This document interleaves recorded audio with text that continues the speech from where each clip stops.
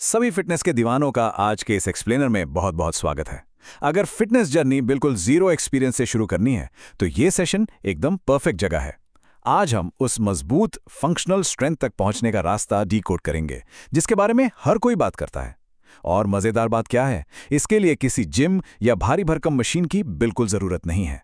तो चलिए बिना किसी देरी के इस शानदार सफर की शुरुआत करते हैं। आज का हमारा एजेंडा एकदम क्लियर है। हम शुरू करेंगे कैलिस्थेनिक्स की नींव से, फिर बेसिक एक्सरसाइज फॉर्म को परफेक्ट करने पर बात करेंगे। उसके बाद आएगा हमारा मेन 30 दिन का प्रोग्रेशन प्लान।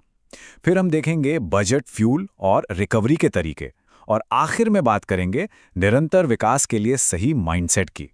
तो बढ़ते हैं अपने पहले कदम की तरफ। सेक्शन 1, कैलिस्थेनिक्स की नींव। तो सबसे पहले समझते हैं कि आखिर कैलिस्थेनिक्स है क्या। सिंपल भाषा में कहें तो इसमें हमारा शरीर ही हमारा सबसे बड़ा वर्कआउट इक्विपमेंट बन जाता है। महंगी जिम मेंबरशिप या डंबल्स की कोई ज़रूरत नहीं। इसे ऐसे समझिए कि एक मस्कुलर एथलीट सिर्फ अपने शरीर के वजन का इस्तेमाल करके फंक्शनल स्ट्रेंथ, मोबिलिटी और लीन मसल्स बना रहा है। यही इस ट्रेनिंग की असली खूबसूरती है। अब देखिए, इंजरी से बचना सबसे ज़्यादा इंपॉर्टेंट है।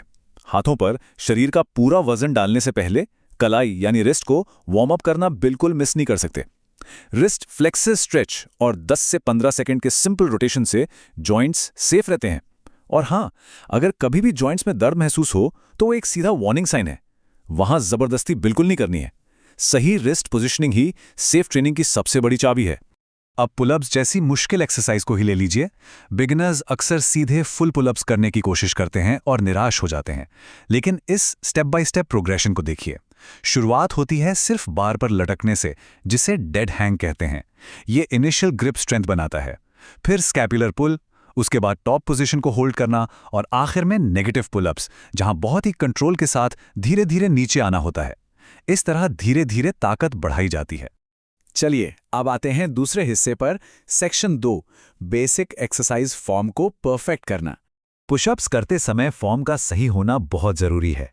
इमेजिन कीजिए कि ऊपर से देखने पर शरीर का आकार एक तीर या एरो जैसा दिखना चाहिए। टी अक्षर वाला शेप बिल्कुल नहीं बनना चाहिए, जहां कोहनियां 90 डिग्री पर बाहर निकली हों। यह कंधों के लिए बहुत खतरनाक हो सकता है। सही एरो शेप कोहनियों को सुरक्षित रखता है और चेस्ट और ट्राइसेप्स पर एकदम सही असर डालता है। इसी तरह पोस्चर पर ध्यान देना भी क्रूशल है। यहाँ एक बहुत ही आम गलती है जिसे बनाना बैक कहते हैं। जब कोर ढीला होता है तो पीठ नीचे की तरफ केले के आकार में झूलने लगती है, जिससे लोअर बैक में चोट लगने का रिस्क बढ़ जाता है। स्कैपुला का सही मूवमेंट और कोर को बिल्कुल टाइट रखना मस्ट है। इसके लिए वर्कआउट के दौरान सामने एक शीशा रखना बहुत काम आता है, जिससे खुद अपनी फॉर्म चेक की जा सके। अगर सीधे फ्लोर पुशअप्स करने में दिक्कत आ रही है तो टेंशन की कोई बात नहीं, हम प्रोग्रेशन का इस्तेमाल करेंगे। सबसे आसान है वॉल पुशअप्स।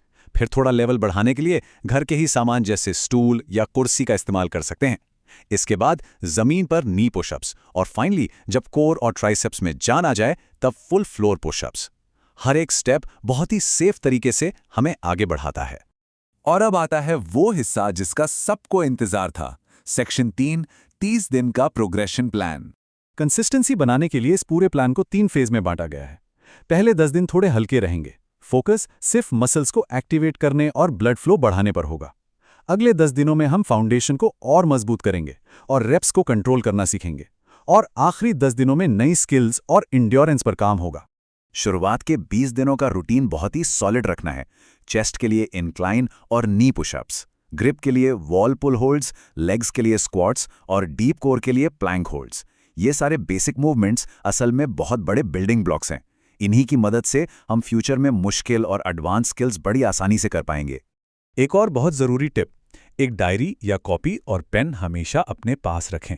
हर दिन की एक्सरसाइज, फॉर्म और रेप्स का काउंट उसमें लॉग करना है। ये एक ऐसी आदत है जो डेली कंसिस्टेंसी और एक बुलेट प्रूफ रूटीन बनाती है। जब अपनी खुद की प्रोग्रेस पन्नों पर दिखेगी तो मोटिवेशन अपने आप डबल हो जाएगा। आगे बढ़ते हैं सेक्शन 4, बजट, फ्यूल और रिकवरी, क्योंकि असली ग्रोथ तो वर्कआउट के बाद ही होती है। और सबसे अच्छी बात यह है कि अच्छी डाइट के लिए बहुत पैसे खर्च करने की बिल्कुल ज़रूरत नहीं है। ये डेली मील प्लान देखिए। वर्कआउट के बाद उबले अंडे या सोयाबीन के साथ दलिया बेहतरीन रिकवरी देता है। लंच और डिनर में घर की बनी साधारण दाल, रोटी और सब्जियां एकदम परफेक्ट हैं। फाइबर के लिए सलाद और स्नैक्स में मूंगफली या भुना चना। ये सब बहुत ही सस्ते, लो कॉस्ट प्रोटीन और कार्बोहाइड्रेट के सोर्स हैं जो शरीर को शानदार फ्यूल देते हैं। इस नंबर पर गौर कीजिए, 2.5 से 4। ये कोई रैंडम नंबर नहीं है, बल्कि हर दिन पिए जाने वाले पानी के टारगेट है। अगर हम चाहते हैं कि सस्टेन्ड एनर्जी बनी रहे और जॉइंट्स अच्छी तरह लुब्रिकेट रहें, तो इतना पानी पीना बेहद ज़रूरी है। हाइड्रेशन को कभी भी हल्के में नहीं लेना है। और ये नंबर तो और भी ज़्यादा क्रिटिकल है, 7 से 8 घंटे। इतनी नींद हर रात पूरी करनी ही है। ये बिल्कुल नॉन नेगोशिएबल है। जब हम सोते हैं तभी हमारे मसल फाइबर्स रिपेयर होते हैं और ग्रो करते हैं। इंटेंस ट्रेनिंग के बाद अगर रिकवरी के लिए क्वालिटी स्लीप नहीं मिलेगी तो सारी मेहनत बेकार जा सकती है। रिकवरी के लिए एक और स्टेप जो मिस नहीं करना है वो है post workout full body stretching. Workout खत्म होने के बाद मसल्स को ठंडा करने और डीप स्ट्रेचेस लेने से फ्लेक्सिबिलिटी बनी रहती है। यह अगले दिन होने वाले भयंकर दर्द को भी कम करता है और बॉडी को नेक्स्ट सेशन के लिए रेडी रखता है। अब आते हैं अपने फाइनल सेक्शन पर। सेक्शन 5, निरंतर विकास के लिए माइंडसेट।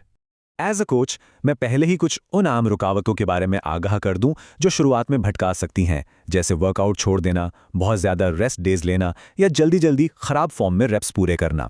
सबसे बड़ा ट्रैप है अपना धैर्य खो देना। जब प्रोग्रेस धीमी लग रही हो तब भी अपना माइंडसेट पॉजिटिव रखना है। याद रहे, ये एक लंबी जर्नी है। लेजेंडरी एथलीट डेविड गॉगिन्स की ये बात हमेशा याद रखनी चाहिए। यदि आप पावरफुल बनना चाहते हैं तो दर्द सहने के लिए तैयार हो जाइए। यदि आज कंफर्ट जोन में रहेंगे तो कल भी थके ही रहेंगे। ये कोट अपने आप में एक आग है।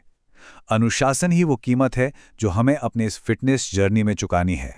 तो अब पूरी रूपरेखा, हमारा 30 दिन का फाउंडेशन ब्लूप्रिंट पूरी तरह से तैयार है। अब सवाल सिर्फ ये है कि क्या आज का दिन इस शानदार सफर का पहला दिन यानी डे 1 होगा या फिर ये सिर्फ किसी और दिन के वादे में टल जाएगा। कॉपी और पेन उठाइए और आज से ही शुरुआत कीजिए। मिलते हैं अगले सेशन में। तब तक के लिए कीप पुशिंग।